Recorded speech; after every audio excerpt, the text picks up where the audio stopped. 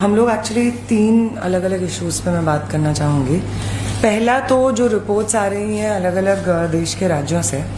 कल हम लोग बिहार में थे, वहाँ पे हम लोग सबसे पहले बेऊर जेल गए। बेऊर जेल वो जेल है जहाँ पे जो मैक्सिमम अरेस्टेड स्टूडेंट्स हैं, प्रोटेस्टर्स हैं बिहार के, उनको बिहार के अलग अलग जेलों से, ज़िलों के जेलों से ला करके फाइनली कल रात को मैक्सिमम को बेऊर जेल में शिफ्ट किया गया है। वहाँ पे हम लोग मिलने गए। वहाँ पे बेऊर जेल में पालीगंज के एमएलए कॉमरेड संदीप सौरभ के साथ साथ आइसा के राज्य के अध्यक्ष और secretary comrade Dhananjay, comrade Dipankar, Patna university के स्टूडेंट एक्टिविस्ट कॉमरेड सबा और दिव्यम, दोनों वहीं पे ये सारे साथी बेऊर जेल में अरेस्टेड हैं। उनके साथ साथ बाकी अन्य 80 से ज़्यादा साथी वहाँ पे बेऊर जेल में लाए गए हैं कल रात। हमने जब उनसे बात की तो हमें 2-3 मेन चीज़ें पता चली। पहली चीज़ कि 24 तारीख से अलग अलग बिहार के कोनों से स्टूडेंट्स का अरेस्ट शुरू हो गया था। 24 तारीख को जिन स्टूडेंट्स को अरेस्ट किया गया बिहार पुलिस द्वारा, 20 से 24-25 घंटे तक उन्हें अलग अलग थानों में रखा, बिना कोई खाना प्रोवाइड किए। वहाँ पे उनके साथ जाति धर्म के आधार पे ज़बरदस्त क्रिमिनल इंटिमिडेशन, और उसके बाद फाइनली 24-25 घंटे के बाद उन्हें बेऊर जेल लेकर के आया गया। मुस्लिम जो प्रोटेस्टर्स हैं उनके साथ में स्पेसिफिकली हम चिन्हित करना चाहेंगे इस तरीके की भाषा का प्रयोग करना कि ये तो आतंकवादी हैं, आपका इनकाउंटर कर दिया जाएगा। ये तमाम भाषा का प्रयोग मुस्लिम प्रोटेस्टर्स जिनको बिहार पुलिस ने अरेस्ट किया है उनके खिलाफ किया गया है। उसके अलावा जब हम लोग बेऊर जेल कर पहुंचे तो हमें पता चला कि कल रात को ही 80 से ज़्यादा स्टूडेंट्स को बिहार के अलग अलग कोनों से बेऊर जेल में शिफ्ट किया गया था। जितने भी स्टूडेंट्स आए थे उनके साथ बहुत ज़्यादा हिंसा हुई थी और उनको किसी भी तरीके का मेडिकल फर्स्ट एड भी बिहार पुलिस ने प्रोवाइड नहीं किया था। इसके बाद हम लोग कल डीजीपी विनय कुमार, बिहार के डीजीपी से मिलने गए। उन्होंने हमें पुलिस की तरफ से एक ऑफिशियल नोटिफिकेशन दिखाया जिसमें ये बात मेंशन थी कि बिहार भर से 600 से ज़्यादा स्टूडेंट्स प्रोटेस्टर्स को बिहार पुलिस ने गिरफ्तार किया है, जिनमें से 355 प्रोटेस्टर्स, जिसमें नाबालिग शामिल हैं, महिलाएं शामिल हैं, उनको रिलीज करने के ऑर्डर्स जा चुके हैं और वो अलग अलग जेलों से रिलीज हो चुके हैं और ओवर 300 प्रोटेस्टर्स अभी भी जेलों में बंद हैं। कल शाम को डीजीपी से मुलाकात होने के 2-3 घंटे बाद बिहार सरकार का एक नोटिफिकेशन आता है जिसमें ये चीज़ मेंशन्ड रहती है कि 26 जुलाई 6 बजे तक जितने भी मामले दर्ज हुए हैं प्रदर्शनकारियों के खिलाफ, वो प्रदर्शनकारी जो पेपर लीक के खिलाफ अलग अलग जगहों पे प्रदर्शन कर रहे थे, उनके खिलाफ तमाम जो केसेस हैं वो वापस लिए जाएंगे और उन्हें अलग अलग जेलों से रिहा किया जाएगा। हम इस नोटिफिकेशन को वेलकम करते हैं, लेकिन एक नोटिफिकेशन के आने में और उस पर अमल होने में बहुत फ़र्क है।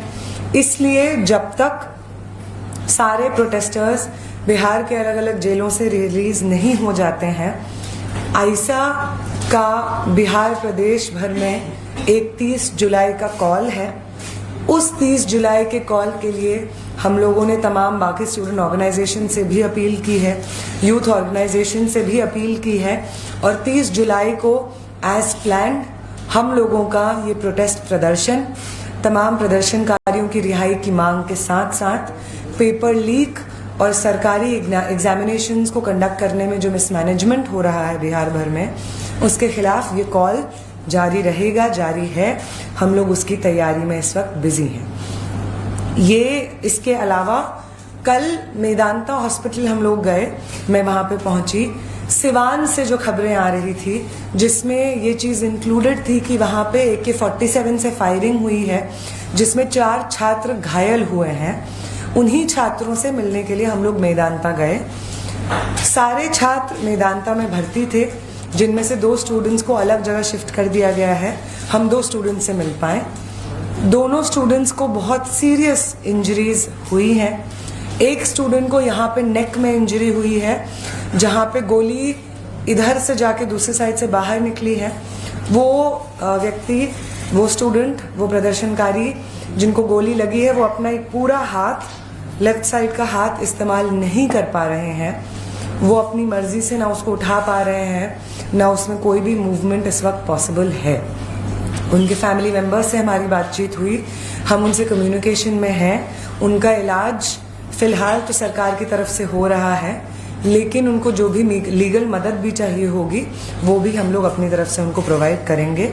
दूसरे स्टूडेंट से हम जिनसे मिलने गए, उन्हें पैर में, लेफ़्ट साइड के पैर में चोट लगी हुई थी, जहाँ पे एक तरफ से उनको बुलेट जाती है, उनके बॉडी में एंटर करती है और दूसरी तरफ से निकल जाती है।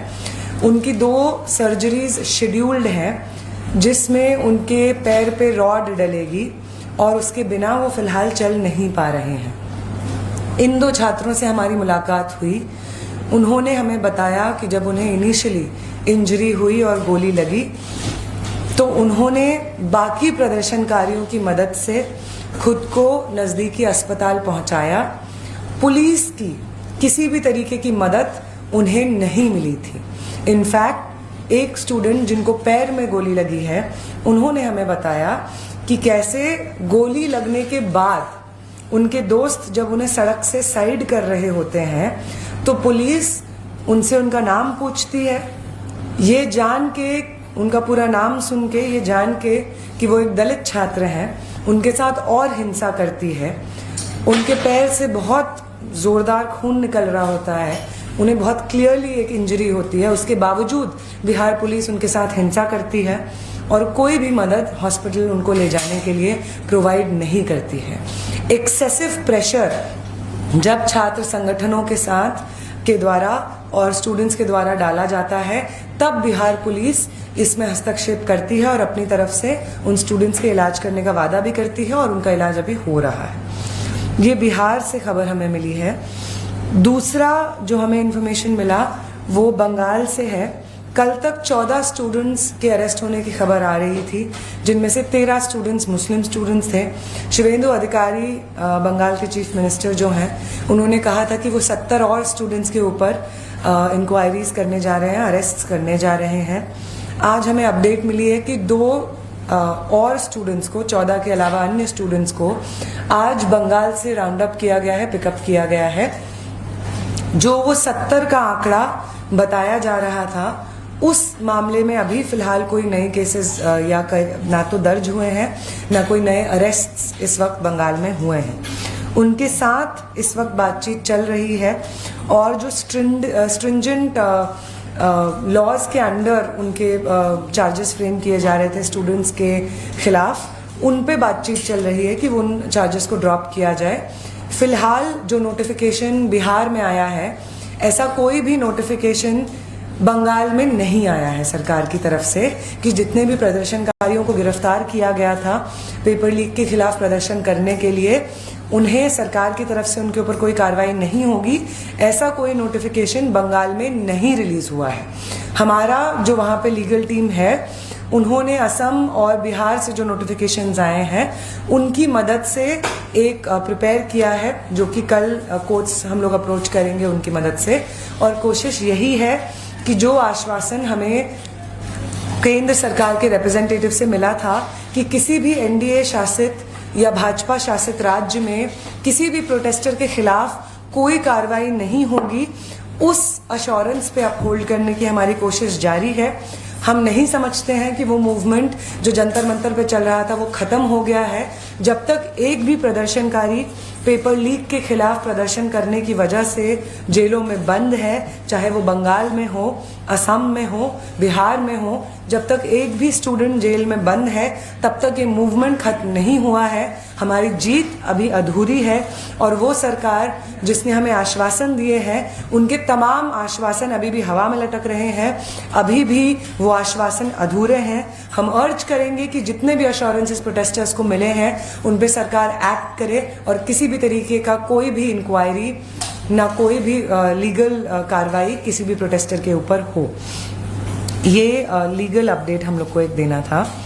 दूसरा जो हम लोग बात करना चाह रहे थे वो था जिस तरीके के बयान दिल्ली पुलिस की तरफ से हम लोगों के सामने आ रहे हैं। दिल्ली पुलिस का कहना है कि उसके पास 2873 ऐसे लोगों के रिकॉर्ड्स हैं जो उन्होंने अपने सर्विलेंस सिस्टम से पता किए हैं, जो कि क्रिमिनल एंटीसीडेंट्स हैं उन लोगों के खिलाफ में, और ये जंतर मंतर पे होने वाले प्रोटेस्ट्स में 20 से 24 तारीख के बीच में शामिल थे। कुछ सवाल हैं जो हम इस प्रेस कॉन्फ्रेंस के माध्यम से सरकार से पूछना चाहेंगे।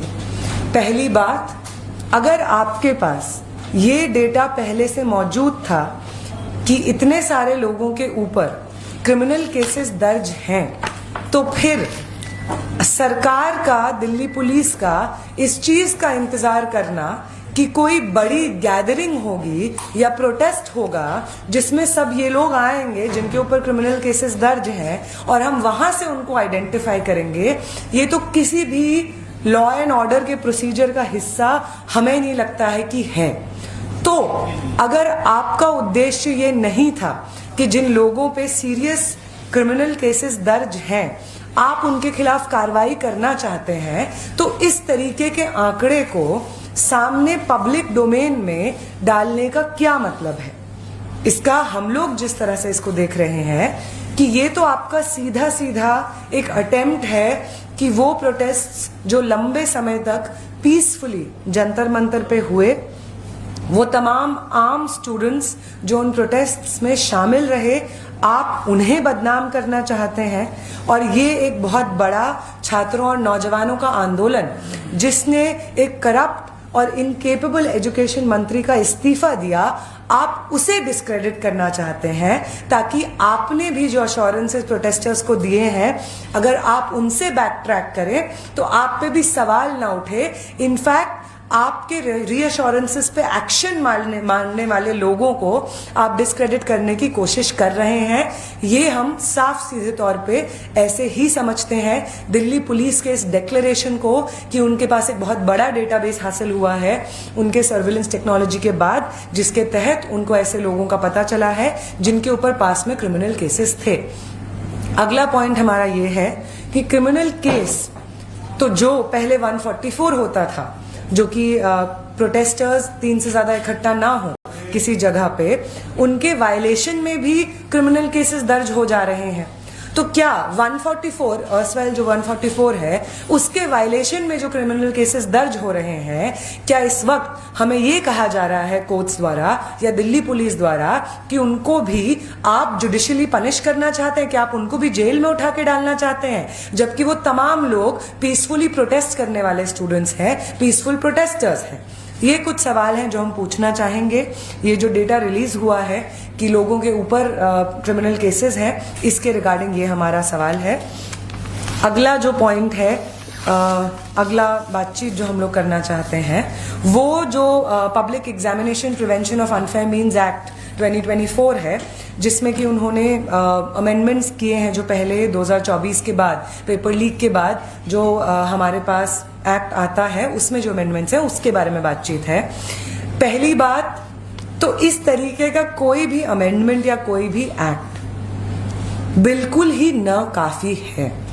पेपर लीक का जो पूरा प्रोसेस और पूरा माफिया इस देश में चल रहा है, अगर उसको एड्रेस करने की जरूरत महसूस होती है तो सीधा सीधा एनटीए जैसे एजेंसी को बर्खास्त करके और दूसरा एनईपी, एक ऐसा पॉलिसी जिसके बाद देश भर में जो एग्जामिनेशंस, एंट्रेंस के एग्जामिनेशंस करवाए जाते थे, चाहे वो मेडिकल के हो, इंजीनियरिंग के हों या अलग अलग यूनिवर्सिटीज के भी जो एंट्रेंस एग्जामिनेशंस होते थे, उनका जो सेंट्रलाइजेशन हुआ है, वो सेंट्रलाइजेशन को सिस्टमेटाइज एनईपी ने किया है। तो अगर आप पेपर लीक रोकना चाहते हैं तो एनटीए जैसा एजेंसी जो कि बिल्कुल ही इनट्रांसपेरेंट रूप से काम करता है, या तो आप उसको बर्खास्त कीजिए, या तो अगर आप चाहते तो एक्ट ऑफ पार्लियामेंट से आप उसको एक स्टैट्यूटरी बॉडी बनाइए जिसके तहत उसकी जवाबदेही बने। लेकिन इनमें से कोई भी चीज नहीं की गई। इनफैक्ट एक आसान सा, साधारण सा रास्ता लिया गया जो असल में कोई रास्ता भी नहीं है। ये तो ऐसी ही बात है कि पहले जो प्रोविजंस हमारे देश में मौजूद थे, प्यूनिटिव एक्शंस मौजूद थे, जैसे कि उनको और पैना करके ही आप पेपर लीक रोक पाएंगे। This is like trying to stop a massive entire system of paper leak एक टूथलेस से एक्ट से। टूथलेस एक्ट हम इसलिए कह रहे हैं क्योंकि जितने भी अमेंडमेंट्स इंट्रोड्यूस हुए हैं वो अमेंडमेंट्स का जो नेचर है वो क्वांटिटेटिव है। जहां पे 3 साल की सजा थी उसको 5 साल बना दिया गया है, जहां पे 1 करोड़ का फाइन था उसको 5 करोड़ कर दिया गया है। जैसे कि अगर आप डिग्री बढ़ा देंगे पनिशमेंट की तो पेपर लीक अपने आप में रुक जाएगा। हम समझते हैं कि ये जो एक प्रयास है ये कुछ नहीं करते हुए बहुत कुछ करते हुए हम दिखें, इस तरीके की सरकार की एक कोशिश है जिससे जमीन पे पेपर लीक के पूरे तंत्र पे कोई असर नहीं पड़ने जा रहा है।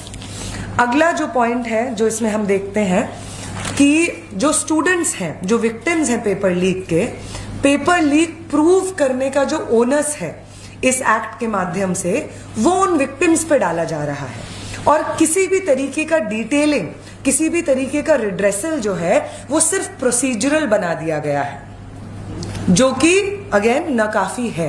हम रिड्रेसल मैकेनिज्म का इलैबोरेशन नहीं चाहते हैं, हम साफ सीधे रूप से हाईएस्ट बॉडी का अकाउंटेबिलिटी चाहते हैं।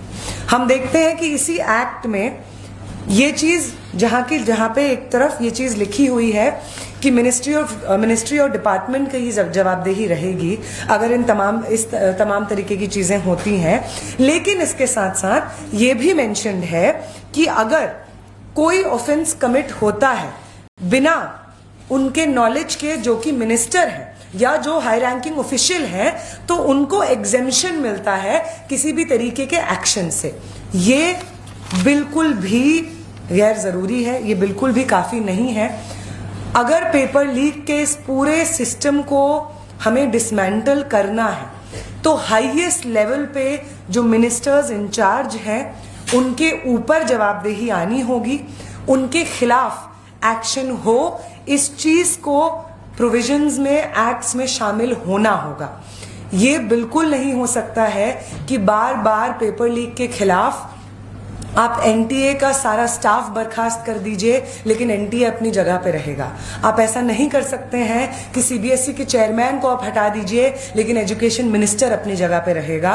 इसलिए हमारा यही समझदारी है कि इस एक्ट के माध्यम से एक तरह से अकाउंटेबिलिटी एस्केप भी करने की कोशिश की जा रही है उन हाई रैंकिंग ऑफिशियल्स की जिनकी कायदे से आखिरी जो व्यक्ति हैं, जिनके ऊपर जिम्मेदारी आती है पेपर लीक के इस पूरे प्रोसेस को एड्रेस करने की, इसको रोकने की।